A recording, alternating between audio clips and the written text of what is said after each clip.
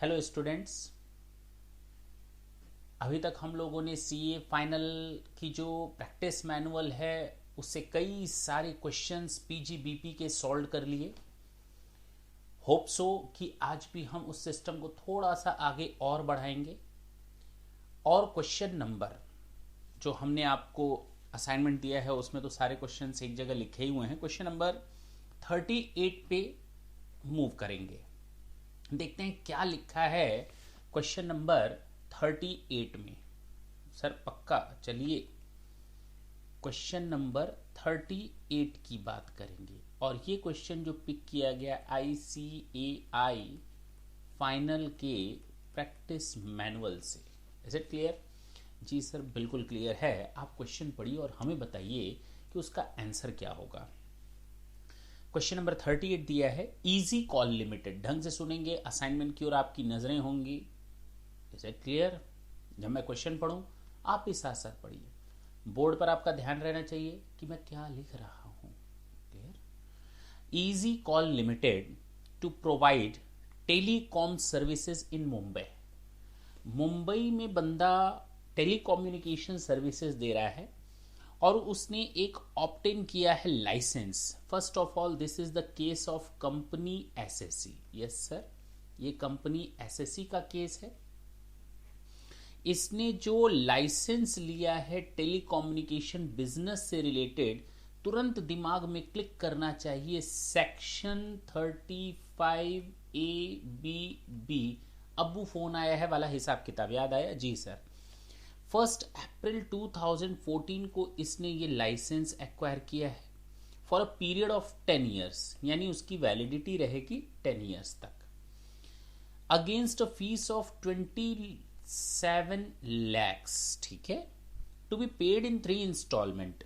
इसने अप्रैल 2014 को पे किया है 9 लैक्स। ओके, फिर इसने अप्रैल 2015 को पे किया है। कितना पे किया है? 9 lakhs again, and the rest 9 lakhs paid by him in April 2016। I don't think so that there would be any problem at all, क्योंकि इस तरह का क्वेश्चन जब हमने ये थ्योरी आपको 35A-B पढ़ाया था, in that time I did all these things in detail. और हमारा क्वेश्चन तो इससे भी टफ था। जो हमने उस समय एक एग्जाम्पल पिक किया था इससे भी कहीं आगे था, कोई दिक्कत नहीं है। अब कहता है the company has commenced business on 1 मई।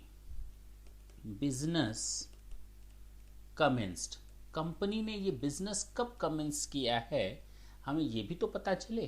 तो बिजनेस कमेंस किया गया है ऑन 1 मई 2015 को। देखा जाए आगे क्या कहता है क्वेश्चन। जी sir, explain how the payment made for license fee shall be dealt with under the income tax act 1961 and the amount if any deductible for assessment year 17-18। हमारे सामने ये क्वेश्चन है ना। I will try to solve this question. इस question को हम लोग solve करने की कोशिश करेंगे। क्या कहता है देखा जाए। जी सर बिल्कुल, देखिए कोई डिफिकल्ट क्वेश्चन नहीं है, सीए फाइनल में आया है।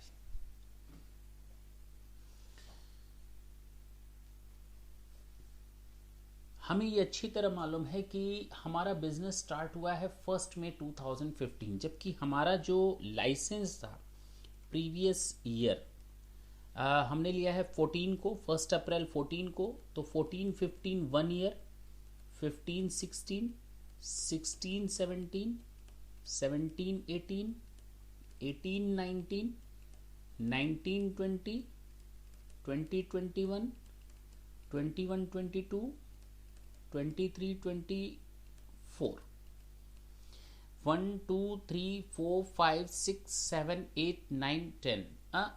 हो गए ना ये प्रीवियस ईयर। जी सर, अब हमें एक बात बताइए, जो 1 अप्रैल 2014 आता है वो यहाँ पे आता है पक्का सर?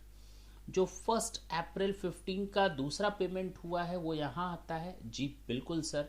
और जो 1 अप्रैल 16 आता है वो यहाँ आता है। जी, पेमेंट किया गया है 9 लैक्स। ओके, 9 लैक्स। ओके, 9 लाख। इसमें तो हमें नहीं लगता किसी एक को भी दिक्कत होगी। नहीं सर, कोई दिक्कत नहीं है।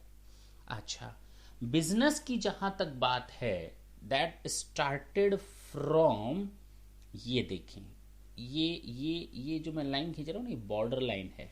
इस लाइन के नीचे ही बिजनेस स्टार्ट हुआ है, इसके ऊपर बिजनेस स्टार्ट नहीं हुआ है। आप कैसे उस साल डिडक्शन ले लोगे जिस साल बिजनेस स्टार्ट था ही नहीं। It means first of all ये याद रखेंगे कि we will get the deduction 100%, means whatever the amount actually we paid, we will get the deduction thereof completely. Government has in no any such type of intention to not to provide a deduction to you at all. If you have make any payment as a capital expenditure, you are 100% eligible person to get the deduction. Now in this case, the payment has already been made, first thing. Then the deduction will be started out from the year, in which the business commenced. First thing. Second thing, the deduction must be allowed on the basis of actual payment basis. तो हमें ये दो चीजें याद रखनी है। तो दोनों चीजें यहां फुलफिल हो रही हैं। अब इस 9 लाख के लिए, जो पहला वाला 9 लाख है, उसकी डिडक्शन हमें यहां से ना मिलकर इस साल से मिलनी स्टार्ट होगी। पक्की बात। तो हम सबसे पहले इस डिडक्शन की बात करते हैं। ये है आपका डिडक्शन का कॉलम। इसकी कोई डिडक्शन यहां नहीं मिलेगी और 9 लाख को हम लोग डिस्ट्रीब्यूट कर देंगे कई ईयर्स में। पक्की बात, ठीक है ना। सबसे पहले हम इस डिडक्शन की बात करेंगे। कितने साल हैं आपके पास रिमाइनिंग ईयर? 10, 9, 8, 7, 6, 5, 4, 3, 2, 1, ये रिमाइनिंग ईयर्स हैं। 9 लाख का फर्स्ट ईयर तो आपको कोई डिडक्शन नहीं मिलेगा, क्योंकि उस साल तो आपने बिजनेस स्टार्ट किया ही नहीं था। तो जो पेमेंट आपने 1 अप्रैल 2014 को 9 लाख का किया है ना, उसका डिडक्शन आपको 1 अप्रैल 2015, जब से आपने बिजनेस स्टार्ट किया है तब से मिलेगा 9 सालों के अंदर। ये तो 9 लाख का डिडक्शन 9 साल के अंदर, यानी हर साल कितना? 1 लाख का डिडक्शन आपको मिलेगा बिना किसी बट और इफ के। ये जो दूसरा वाला 9 लाख है ना, इसका डिडक्शन भी हमको इसी साल से मिलना स्टार्ट हो जाएगा। यानी अब हमें डिडक्शन 1 लाख का नहीं बल्कि 2 लाख का मिलेगा। नहीं, ऐसे कैसे 2 लाख का मिलेगा? अभी भी मेरे पास 16-17 का एक अमाउंट जो पे किया गया है, उसकी लाइफ 8 साल वहां से होती है। और 9 लाख को अगर हम लोग 8 सालों से डिवीजन करें तो हमारे पास आ जाता है 1,12,500। ये वाली डिडक्शन। बोल जी सर, कहीं कोई दिक्कत? No sir. तो टोटल डिडक्शन जो आपको मिलनी स्टार्ट होगी, 2 लाख रुपए आपको डिडक्शन मिलेगी इस साल। अच्छा जी, 3,12,500 की डिडक्शन आपको इन ईयर्स में मिलनी स्टार्ट हो जाएगी। कहीं कोई प्रॉब्लम नहीं होनी चाहिए। और ये ध्यान देंगे कि जब हम इन सारे अमाउंट्स का टोटल करेंगे ना, तो ये टोटल आराम से उतना ही होगा। कितना सर? 27 लाख। कैलकुलेट करके देखा जाए। जी सर बिल्कुल। 3 12 500 इंटू 8, 25 लाख प्लस 2 लाख, आ गया आपका टोटल 27 लाख। मैंने कहा ना, you will get the 100% of the deduction whatever the amount you are going to pay against the capital expenditure. You will get the 100% deduction thereof. उम्मीद करते हैं आपको ये क्वेश्चन आसानी से समझ में आया होगा। सर नेक्स्ट क्वेश्चन बताइए, मूव करिए नेक्स्ट क्वेश्चन की ओर। क्वेश्चन नंबर आपका अब हम देखेंगे क्वेश्चन नंबर 39। जी चला जाए।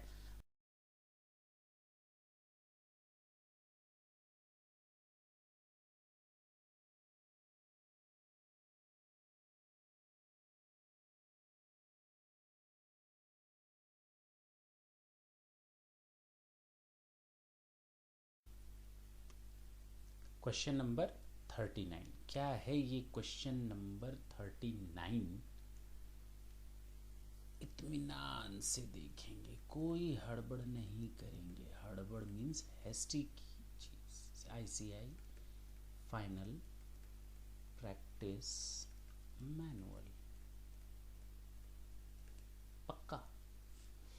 Question number 39, GP tyre and tube private limited Mumbai was incorporated on, फिर से ध्यान देंगे, ये कंपनी एसएससी है। कौन है? Company SSC. अच्छा जी, was incorporated on 31 December 2015, date of incorporation. Manufacturing concern है, ध्यान देंगे। Tyre and tube the manufacturing unit was set up on 30 August 2016। ये है date of commencement of business. Is it clear?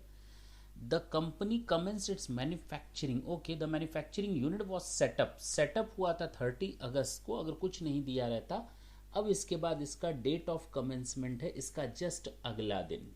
Okay, the total cost of the plant and machinery installed in the unit ₹100 lakhs। ये 100 lakhs की plant and machinery installed की गई हैं। Okay, the set plant and machinery includes second hand 20 lakhs की, इसमें से 20 lakhs की जो प्लांट एंड मशीनरी है वो सेकंड हैंड मशीनरी है। ठीक है सर, आगे बढ़ते हैं। And new plant and machinery for scientific research includes 10 lakhs। 10 lakh की जो प्लांट एंड मशीनरी है वो साइंटिफिक रिसर्च के लिए है।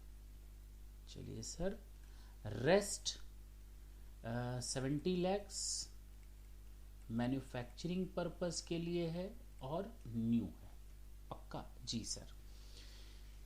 Compute the amount of deduction, देखते हैं क्या करना है इसमें।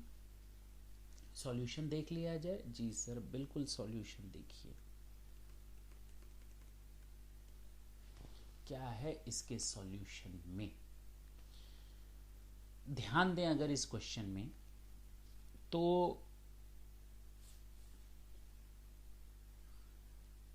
तीन चीजें हैं। पहला, हमें जो कैलकुलेट करना है इस क्वेश्चन में वो कैलकुलेट करना है नॉर्मल डेप्रिसिएशन। ओके, दूसरा एडिशनल डेप्रिसिएशन। ओके, और तीसरा इसमें एक पॉइंट है साइंटिफिक रिसर्च का। किस चीज का?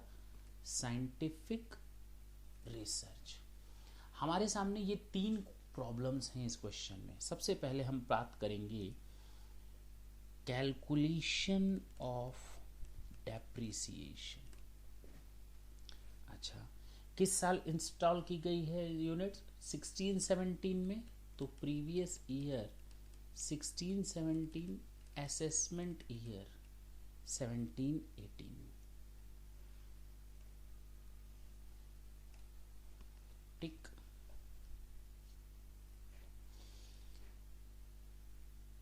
Opening WDV that was nil plus actual cost of the asset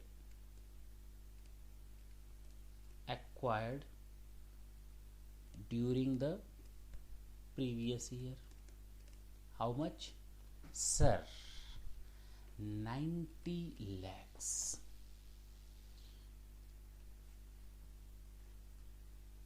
Not to include machinery acquired for the purpose of scientific research। पक्का सोच लें जी सर। क्यों? क्योंकि साइंटिफिक रिसर्च का डिडक्शन अलाउड होता है under section 35 as at the rate of 100%। आपको अगर याद हो सेक्शन 35, तो उसमें मैंने आप लोगों को कैपिटल और रेवेन्यू एक्सपेंडिचर बताया था, और जब हमने कैपिटल और रेवेन्यू नेचर का एक्सपेंडिचर साइंटिफिक रिसर्च में बताया था तो ये चीज़ भी क्लियर की थी कि during the previous year if any SSC is going to make any payment against scientific research, either it is a case of capital nature expenditure or revenue nature expenditure, got it? The SSC will get the 100% deduction thereof। जी, बाकी detail में जाना है तो पीछे जाएं, एक बार study कर लें, अदरवाइज समझ में आ गया तो वेल एंड गुड, आना ही है, टॉपिक इतना ही था इसमें। तो अब साइंटिफिक रिसर्च की बात तो हम लोगों ने यहीं पर ओवर कर ली। अच्छा, इसके बारे में आप पूरा नोट लिख देंगे, उसको यहाँ डेप्रिसिएशन में लाने की ज़रूरत नहीं है। Minus money payable in respect of asset sold, discarded, damage etcetera nil. तो हमारे पास आ गया 90 lakhs WDV for depreciation purposes, got it जी सर, माइनस नॉर्मल डेप्रिसिएशन। ये पहला पॉइंट जो मैंने कहा हम लोग को बात करनी है। जब नॉर्मल डेप्रिसिएशन की बात आती है तो 90 लैक्स का 15% सीधे सीधे, एंड फॉर कंप्लीट ईयर। क्यों सर कंप्लीट ईयर और हाफ ईयर मतलब क्या है? अरे पुट टू यूज 180 डेज और मोर है या नहीं? जी सर। लेस देन 180 डेज तो नहीं है? नहीं सर, अगस्त में प्लांट है, आप भी ऐसी बात करते हैं, तो ये आपका सीधे सीधे 13.5 लैक्स का डिडक्शन आ जाएगा।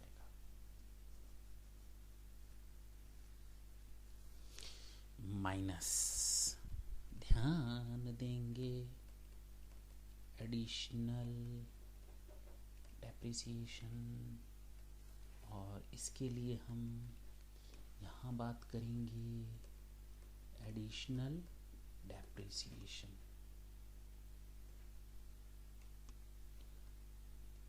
Only on new plant and machinery,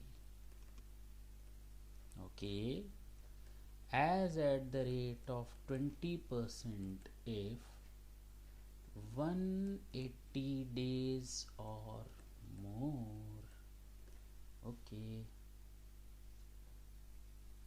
अब आप बताइए, कैलकुलेशन कर लेते हैं। न्यू प्लांट एंड मशीनरी थी कितने की? Sir new plant and machinery हमको आपने बताई कि 100 में 20 पुरानी है और 10 लाख साइंटिफिक रिसर्च में चला गया, तो हमारे पास बचा क्या?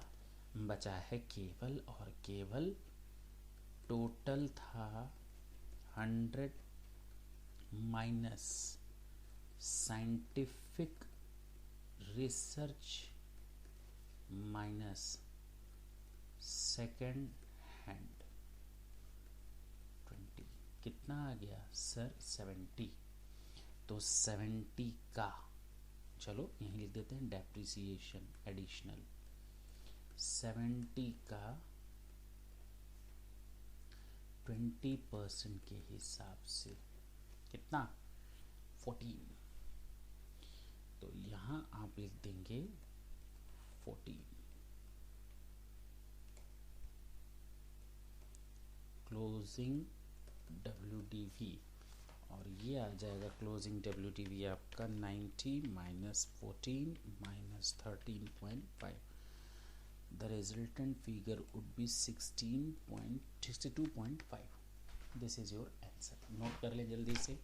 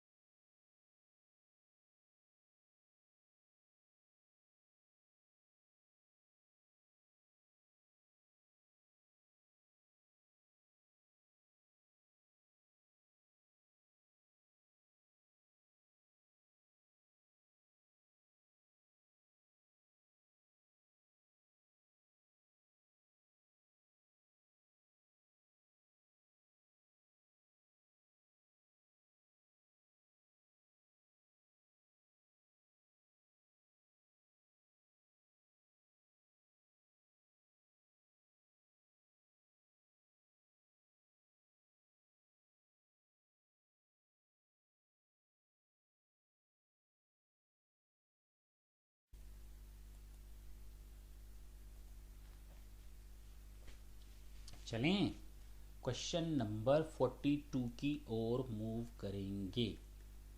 जी सर, ये है सीए फाइनल प्रैक्टिस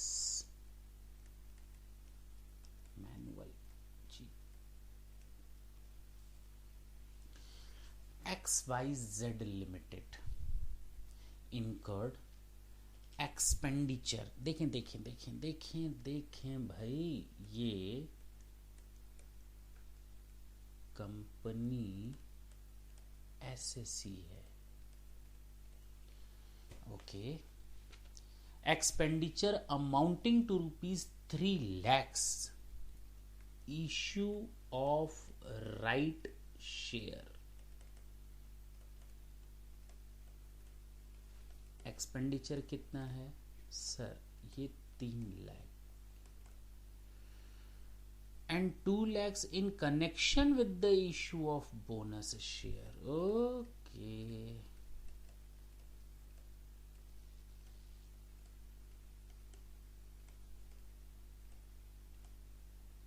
हम फंसने वालों में से थोड़ी। अच्छा, ईयर कौन सा है? मार्च 2017 को ये ईयर कंप्लीट हो रहा है। The company seeks your opinion in the matter of eligibility for deduction of the expenditure incurred from its business profit for the year 17-18। हमसे क्वेश्चन क्या पूछना चाह रहा है? Now we can understand it easily. Now the question is saying that we have made the payment of two different things, and both of these two payments are relating to issue of shares. The first one, ₹3 lakh, has been expended when right shares were issued, and rest ₹2 lakhs were expended when the company issued bonus share. Now both of these two expenditure relates to share capital. First thing, तो expenditure जो हमें समझ में आ रहा है, expenditure relates to issue of share capital.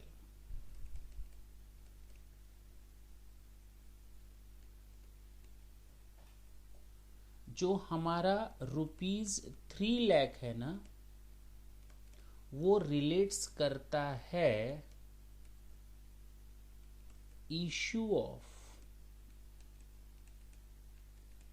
right shares।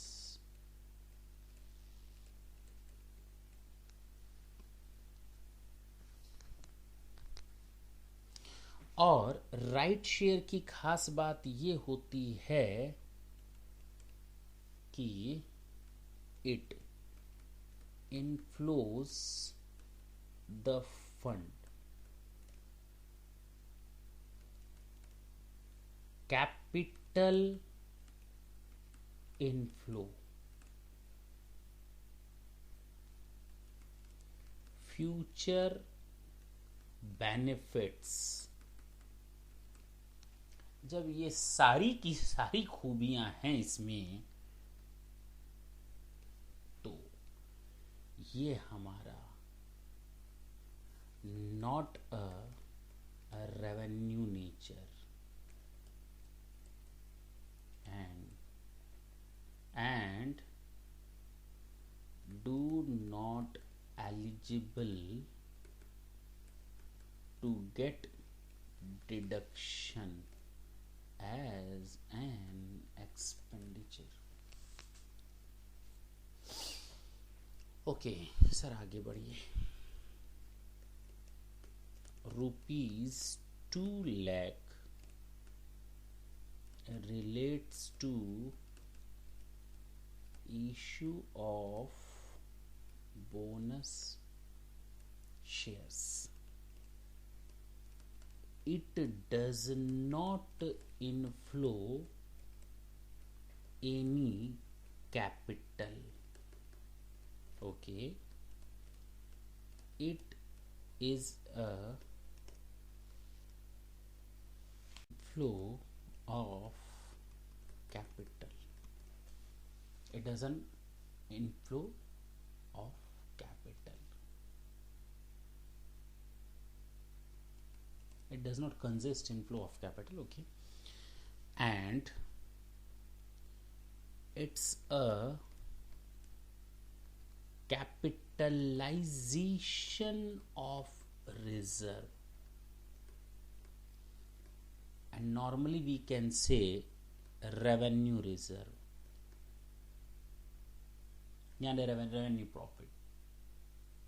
तो जब आपका कोई इनफ्लो ऑफ कैपिटल है नहीं, फ्यूचर बेनिफिट्स इसके आप यूज कर नहीं सकते, और कैपिटलाइजेशन ऑफ रेवेन्यू रिजर्व है, तो अल्टीमेटली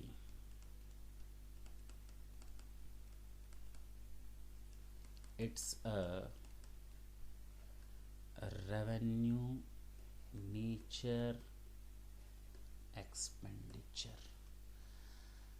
दोनों पर ध्यान देंगे, ये रेवेन्यू नेचर का एक्सपेंडिचर है और ये आपका रेवेन्यू नेचर का एक्सपेंडिचर नहीं है, not a revenue nature expenditure. दोनों में फर्क समझेंगे और ये आपका है सॉल्यूशन जी। अगर आप अपना प्रैक्टिस मैनुअल देखें तो हम उसके लॉजिक्स को पढ़ लेते हैं। On the other hand the issue of bonus share does not result in inflow of fresh fund और increase in the capital employed. जी sir, it's a mere capitalization of reserve. The total funds available with the company and its capital structure will remain the same even after the issue of bonus shares. ठीक, that is okay. अब हम लोग जो question देखने जा रहे हैं that is your question number 44. Question number 44. क्या है ये क्वेश्चन? HUF, एक HUF की बात हो रही है, is carrying on the business of purchase and sale of food grains. तो दिमाग में मत दौड़ा लेना फूड ग्रेन्स है तो सर ये एग्रीकल्चरल इनकम है। नहीं नहीं नहीं, ये ये एग्रीकल्चरल इनकम नहीं है जी सर, क्योंकि ये ट्रेडिंग का काम करता है, कोई परफॉर्मेंस या एग्रीकल्चरल एक्टिविटीज थोड़ी कर रहा है। द कर्ता of the family manages the business. अब उस फैमिली का जो करता है उस पूरे बिजनेस का सिस्टम संभालता है, ठीक है। Can HUF pay salary to the karta and claim the payment made as a deduction from the profit of its business. आपने उस समय पूछा, हम समझ गए आप पूछ रहा क्या चाहते हो। If so what are the conditions and limitations of such payment. अब HUF है, HUF का करता है, ये बिजनेस मैनेज करता है। ये बिजनेस क्या करता है? मैनेज करता है, और इसके अगेंस्ट इसको सैलरी दी जाती है पर मंथ। प्रॉब्लम ये है, क्या ये सैलरी दी जा सकती है? अगर हाँ तो what are the conditions? Conditions क्या है कि जो सैलरी है वो बोनाफाइड वर्क के लिए दी जानी चाहिए। बोनाफाइड मीन्स जेन्युइन वर्क के लिए। बेसिकली कर्ता of the family actually involves its competence in the business. He actively engaged in the business itself. और उसने उस बिजनेस को मैनेज करना है, पॉलिसीज बनानी है, सेल करना है, परचेज करना है, खर्चे देखने हैं। तो ये सारा काम करने के लिए अगर मैं मैनेजर रखता बिजनेस में तो खर्च होता, उसको सैलरी जाती। अब HUF का कर्ता खुद अगर बिजनेस को मैनेज कर रहा है तो कितनी अच्छी बात है कि घर का भेदी नहीं, घर का बंदा खुद बिजनेस करे तो बिजनेस की ग्रोथ अच्छी होगी, क्योंकि उसके कंट्रोल प्रॉपर होंगे, वो बिजनेस के इंटरेस्ट में डिसीजन लेगा। अल्टीमेटली अगर हम ये प्रूव कर देते हैं कि कर्ता को दी जाने वाली सैलरी एक्सेसिव नहीं है, जो सेक्शन 40 कैपिटल ए, मैं किसकी बात कर रहा हूं? Section 40 capital A. अगर असेसिंग ऑफिसर को लगता है कि हाँ he was a genuine person and he was doing all the business activity, managing all the business activity, अगर असेसिंग ऑफिसर को लगता है कि ही इज ओके तो ठीक। दूसरी ओर अगर असेसिंग ऑफिसर को लगता है whatever the amount of salaries to be paid to the karta is excessive, अगर वो एक्सेसिव सैलरी है तो जो एओ है उस सैलरी को जेन्युइन लेवल तक ला सकता है, एक्सेसिव अमाउंट को वो डिसअलाउ कर सकता है। Yes, the HUF will get the deduction of salary paid to karta if the karta is genuinely engaged in the business. Second, if the amount of salary is not excessive. Is it clear? जी sir, अगर ये conditions पूरी हो जा रही हैं तो कोई दिक्कत नहीं है, पक्का। और हाँ, एक कंडीशन और है कि a valid agreement must be there, एक वैलिड एग्रीमेंट होना चाहिए। यानी पहली चीज वैलिड एग्रीमेंट, दूसरा कर्ता बोनाफाइड इंगेज्ड हो, और तीसरा जेन्युइन अमाउंट होना चाहिए।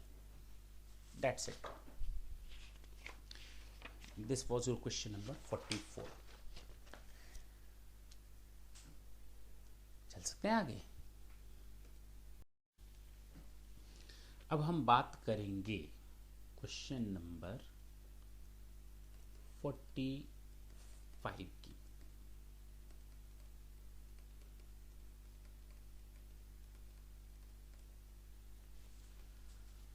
अ कंपनी, फिर से बात करता है, बार बार ये कंपनी पर आ जाता है, कंपनी SAC, ओके।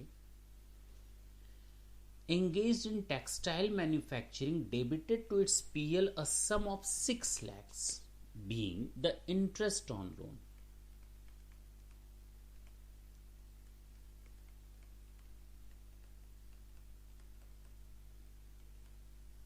ये इसने अपने PL में डेबिट कर दिया है। ऑन लोन ऑफ ₹60 lakh,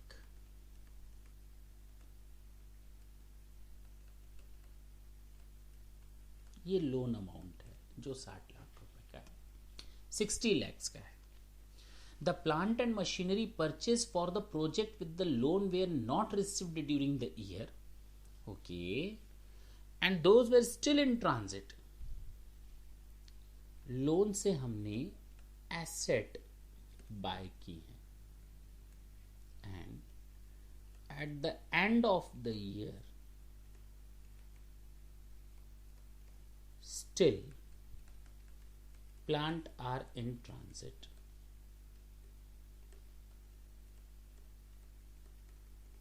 ये क्वेश्चन में लिखा है। Discuss the admissibility of interest.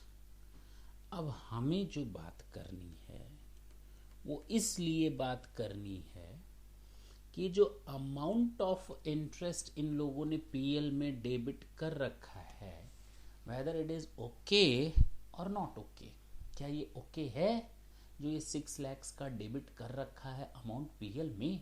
अरे जब आपने लोन लिया है प्लांट एंड मशीनरी के लिए तो प्लांट एंड मशीनरी आई कहाँ, प्लांट एंड मशीनरी अभी यूज कहाँ है, अभी भी वो रास्ते में है। और हम लोग को तो ये अच्छी तरह मालूम है, चाहे नॉर्मल प्रोविजंस की बात करें और मतलब एक्सप्लेनेशन 8 आप लोगों को याद होगा,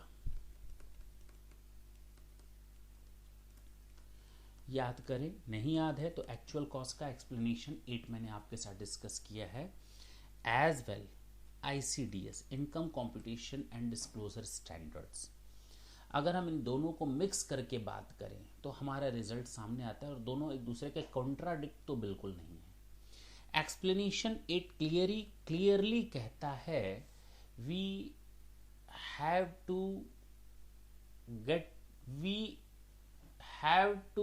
get the deduction, means that is compulsion, that is not an optional. We shall get the deduction of interest on loan which was exclusively taken for the purpose of purchase of any asset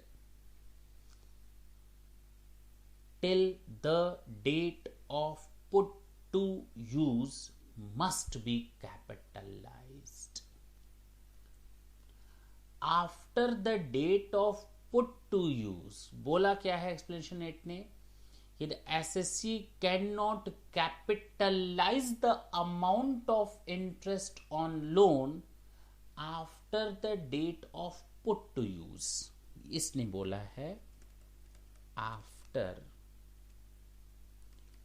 the date of put to use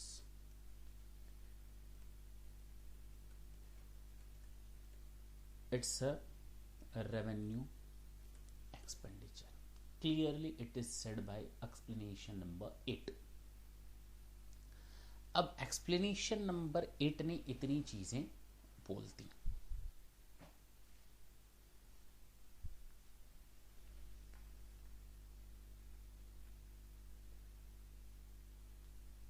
तो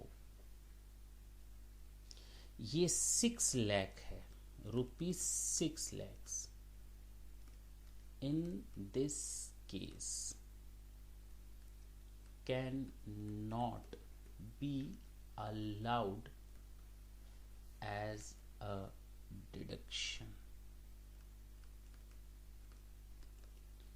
It must be capitalized and ₹6 lakh will be added